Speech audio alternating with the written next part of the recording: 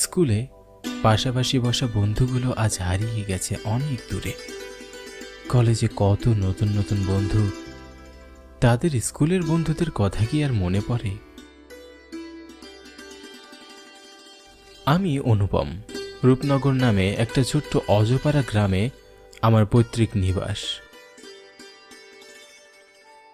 1 মাস আগে আমি শহরের সুনামধন্য দ্য লিটল ফ্লাওয়ার কলেজে ভর্তি হয়েছি। এই শহরে আমার কোনো আত্মীয় স্বজন নেই। রোজ গ্রাম থেকে এসে সময় মতো ক্লাস করা আর সম্ভব হচ্ছে না, তাই বাধ্য হয়ে কলেজের হোস্টেলে উঠেছি।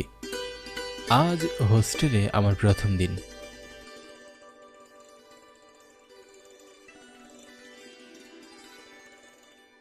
এই নাও রুম নাম্বার 211। হোস্টেলের সকল নিয়ম শৃঙ্খলা মেনে চলবে, আর মনে রাখবে রাত 9টার পর হোস্টেলের বাইরে যাওয়া যাবে না, এবং বাইরে থাকলে ভিতরেও প্রবেশ করতে পারবে না। এটা আমাদের হোস্টেলের রুলস। ঠিক আছে স্যার, আমি ডিসিপ্লিন মেনটেন করব।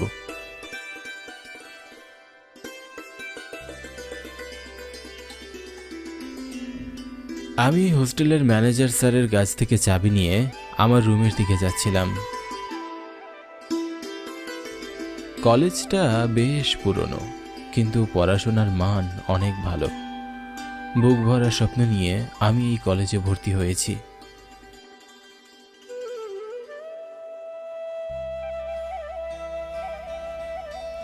এই অনুভব নাকি? আরে আশিক, কি অবস্থা? এই তো ভালো। তা হোস্টেলে আজই উঠেছিস নাকি? হ্যাঁ, এই তো 211 নম্বর রুমে আমার সিট পড়েছে। 211 নাম্বার রুমে? এই রুমে তুই কেন উঠেছিস? আমার কথা শুনে আশিককে এমনভাবে চমকে উঠতে দেখে আমি খুব অবাক হলাম। আমি বুঝতে পারছিলাম না 211 নম্বর রুমের কথা শুনে আশিক এতটা ভয় পেয়ে গেল কেন। আমি কৌতূহলী হয়ে ফ্যাল ফ্যাল করে আশিকের দিকে তাকিয়ে রইলাম। কে রে, এভাবে হা করে কি দেখছিস? এক্ষুনি হোস্টেল ম্যানেজার স্যারকে গিয়ে বল তোর রুমটা যেন চেঞ্জ করে দেয়। তুই ওই রুমে থাকিস না। কিন্তু কেন? এই 211 নম্বর রুমের সমস্যাটা কোথায়? এখন থেকে অনেক বছর আগে এই 211 নম্বর রুমে রুমা নামের একটি মেয়ে গলায় ফাঁসি দিয়ে আত্মহত্যা করে মারা গিয়েছিল। তারপর থেকে 211 নম্বর রুমে অনেক আজব আজব ঘটনা ঘটতে থাকতো, তাই তো এই রুমে কেউ থাকতে চায় না। আশিকের মুখে এমন কথা শুনে আমার পশমগুলো কাটা দিয়ে উঠল। এমনিতেও আমি কিছুটা ভীতু আর কৌতূহলী স্বভাবের। কিরে, কি ভাবছিস? তেমন কিছু না। তুই আর সবাই নষ্ট করিস না, এক্ষুনি হোস্টেল ম্যানেজার স্যারের কাছে যা। কিন্তু আশিক, ছেলেদের হোস্টেলে মেয়ে আসলো কেমন করে? তা তো আমি জানি না, যতটুকু জানি তোকে জানালাম। আমি এখন গেলাম রে। আচ্ছা যা। আশিক আমার কাছ থেকে বিদায় নিয়ে চলে যায়। আমিও তাড়াহুড়ো করে হোস্টেল ম্যানেজারের রুমের কাছে গেলাম।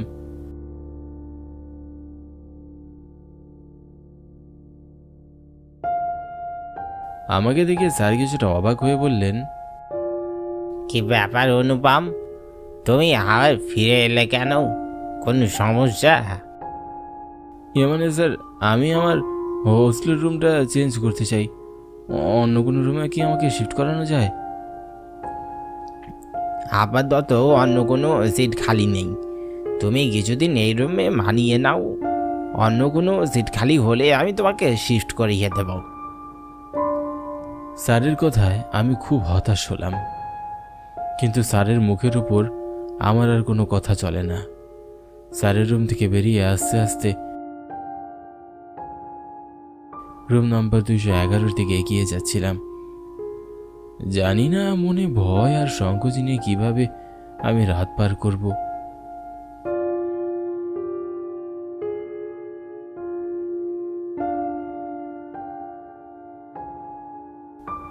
রুমে এসে আমি ফ্রেশ হয়ে বিশ্রাম নিচ্ছিলাম। কিছুক্ষণের মধ্যে সন্ধ্যা নেমে আসলো।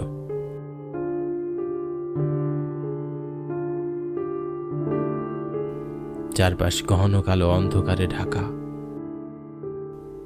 আমি বিছানার উপর বই নিয়ে পড়ার চেষ্টা করছিলাম, কিন্তু অজানা ভয় আমার মনকে গ্রাস করে রেখেছে। আমি পড়াশোনায় কিছুতেই মনোযোগ দিতে পারছিলাম না। হঠাৎ দরজায় ঠকঠক শব্দ শুনে আমি ভয়ে চমকে উঠলাম। এই সময় আবার কি এলো? অনুভব, আমি আশিক, দরজা খোল। ও আশিক, দাঁড়া আসছি।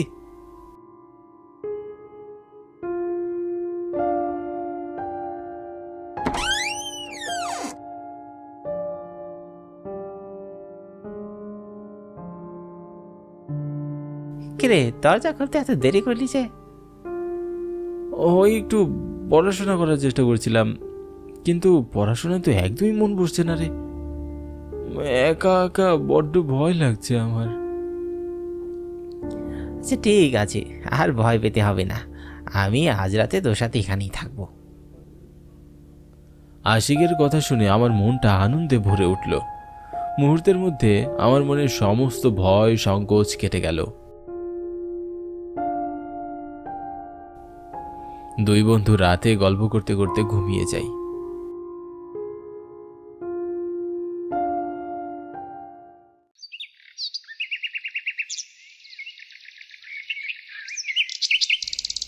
পরের দিন কলেজে ক্লাস আর কোচিংয়ে ব্যস্ত সময় পার করে সন্ধ্যায় দুই বন্ধু হোস্টেলে ফিরে আসলাম।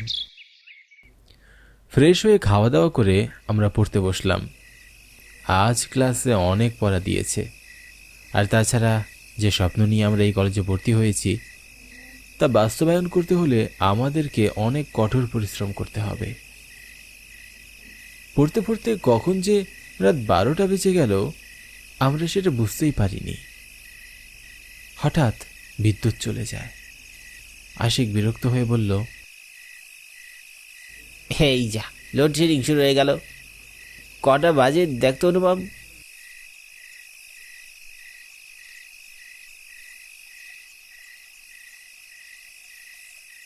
আমি ঘড়ির দিকে তাকিয়ে দেখলাম রাত তখন 12টা বাজে। চোখ বড় বড় করে আশিকের দিকে তাকিয়ে বললাম, রাত 12টা বাজে? কি বলিস কি, এত রাত হয়ে গেছে? এই গরমের মধ্যে তো ঘুমাতেও পারবো না, আর মোমবাতির আলো দিয়ে পড়তে ভালো লাগে না। চল আমরা বরং ছাদে গিয়ে জ্যোৎস্নায় দেখি। না না, আমার এখনো অনেক পড়া বাকি আছে, আমি এখন ছাদে যাব না। আর তাছাড়া আমি মোমবাতির আলো দিয়ে পড়তে অভ্যস্ত। তুই ছাদে গিয়ে যা, ঘুরে আয়। ঠিক আছে, আমি তাহলে গেলাম। তুই দরজাটা ভালো করে লাগিয়ে দে, বিদ্যুৎ এলে আমি রুমে চলে আসবো। আশিকের কথা বলে ছাদে চলে যায়।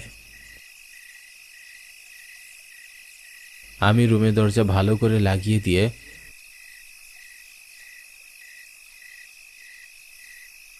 পড়ার টেবিলে পড়তে বসলাম। আমি খুব মনোযোগ দিয়ে পড়াশোনা করছিলাম। হঠাৎ মোমবাতির আলোটা নিভে যায়। আমি বিষয়টাকে গুরুত্ব না দিয়ে মোমবাতিতে আবারও আগুন জ্বালিয়ে দিই, কিন্তু কিছুক্ষণের মধ্যে আবার মোমবাতির আলো নিভে যায়। আমি অবাক হয়ে আশেপাশে তাকাচ্ছিলাম। কি ব্যাপার? দরজা জানালা সবই তো বন্ধ, তাহলে মোমবাতি নিভে যাচ্ছে কেন? আমি কিছুই বুঝে ওঠার আগেই পুরো রুম আলোকিত হয়ে যায়। আমি ভীষণ চমকে যাই। এ কি, ফ্যান চলছে না, লাইট জ্বলছে না, তাহলে রুম আলোকিত হলো কি করে? ভয়ে আমার গায়ের পশমগুলো কাঁটা দিয়ে উঠল। হাত পা শীতল ঠান্ডা হয়ে গেল। বুকের ভিতরে থাকা প্রাণ পাখিরা ধুকধুক করতে লাগলো। আমি দেখলাম আমি যে বইটা পড়ছিলাম তা হাওয়ায় ভাসছে। ভয়ে আমার হাত পা কাঁপতে শুরু করলো। মোমবাতির আলো নিজে নিজেই জ্বলছিল আর নিভে যাচ্ছিল। আমি আমি কি করব কিছুই বুঝে উঠতে পারছিলাম না। চেয়ার থেকে উঠে দৌড়ে পালাবো এমন চিন্তা করতেই আচমকা আমিও হাওয়ায় ভাসতে লাগলাম। আশিক, আশিক! ভয় আমার গলা শুকিয়ে গেছে। গলা দিয়ে জোরে কোনো আওয়াজ বেরোচ্ছিল না। বুকের ভেতরটা মোচড় দিয়ে উঠছে। মনে হচ্ছে প্রাণ পাখিটা এখনই বের হয়ে যাবে। কে আমার সাথে এমন করছো? আমি খুব ভয় পাচ্ছি। আমাকে নিচে নামাও। হ্যাঁ, আমি তো তোমার কোনো ক্ষতি করিনি, তাহলে এভাবে আমাকে কেন ভয় দেখাচ্ছ? আমি এসব কথা বলতেই নিচে নেমে আসলাম। রুমের অলৌকিক আলোটি নিভে গেল এবং মোমবাতির আগুন নিজে থেকেই জ্বলে উঠল। আমার হাত পা এখনো কাঁপছে। বেঁচে আছি তা বিশ্বাস করতে কষ্ট হচ্ছে। হঠাৎ দরজায় ঠকঠক শব্দ হলো।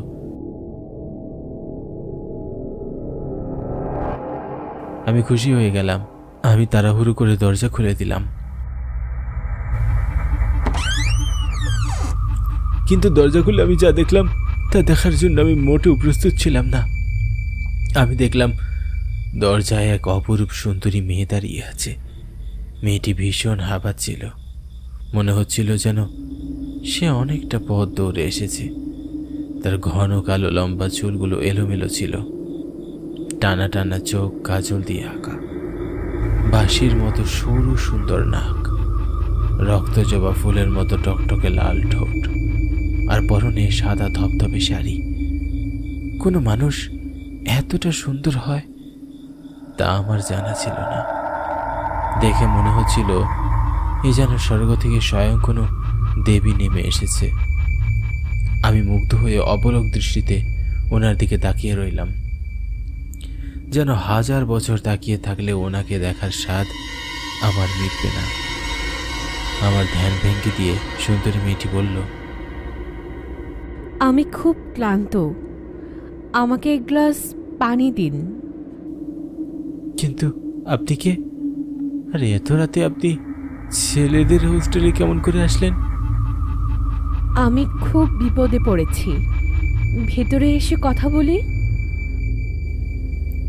হ্যাঁ, আসুন, ভিতরে আসুন।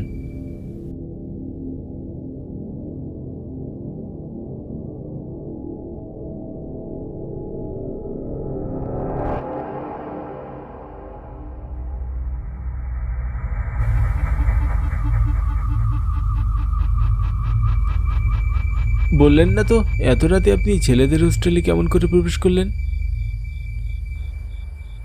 প্রবেশ করব কেন? আমি তো এখানেই থাকি। এখানে থাকেন মানে? ঠিক বুঝলাম না।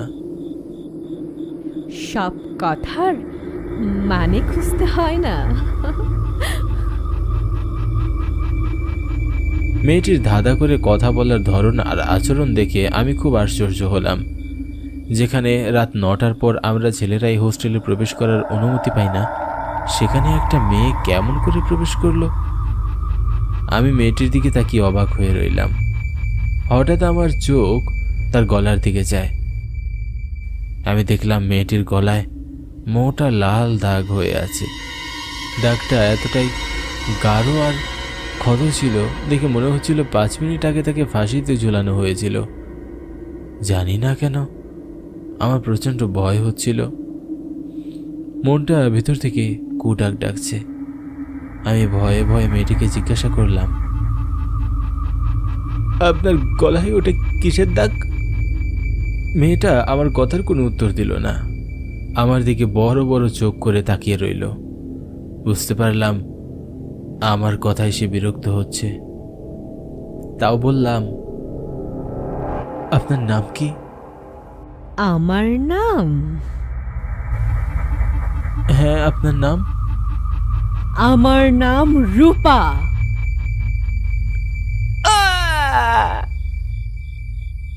আমার চিৎকারে পুরো হোস্টেল কেঁপে উঠল। আমি দেখলাম মুহূর্তের মধ্যেই মেয়েটার চেহারা বিকৃত হয়ে গেছে। তার চোখ দিয়ে আর গলা দিয়ে রক্ত ঝরছে, দাঁতগুলো বড় বড় হয়ে বের হয়ে আছে, মুখে অনেক কাটা দাগ। ভয়ঙ্কর কণ্ঠে মেয়েটি আমাকে বলল, কেন কেন আমাকে বিরক্ত করতে এই রুমে এসেছিস? এটা আমার রুম, এখানে আমি কাউকে থাকতে দেই না, আর যে থাকতে চায় তাকে জীবিত রাখি না। মেয়েটিকে আমার দিকে এগিয়ে আসতে দেখে ভয়ে আমার হাত পা ধরধর করে কাঁপতে শুরু করলো। বুকের ভেতরটা শুকিয়ে গেল, আমি মাথা ঘুরে পড়ে গেলাম। তারপরে আমার আর কিছুই মনে নেই। জ্ঞান ফিরে আসার পর আমি দেখলাম আমার পাশে হোস্টেল ম্যানেজার স্যার, দারোয়ান চাচা আর আমার বন্ধু আশিক বসে আছে। রাতে আমার চিৎকার শুনে ওনারা নাকি আমার রুমে এসে আমাকে অজ্ঞান অবস্থায় পায়। আমি ওনাদের আমার সাথে ঘটে যাওয়া সব কিছু বললাম। তারপর দারোয়ান চাচা আমাকে জানালেন, এখন থেকে অনেক বছর আগে এই রুমে রূপম নামের এক প্রভাবশালী ছাত্র থাকত। রুমা তখন এই কলেজের সবচেয়ে সুন্দরী মেয়ে ছিল। রুমা আর রূপমের গভীর প্রেম অনেক ভালোই ছিল। একটা সময় রুমা অন্তঃসত্ত্বা হয়। সে দৌড়ে রূপমের কাছে আসে, কিন্তু রূপম তাকে বিয়ে করতে অস্বীকার করে।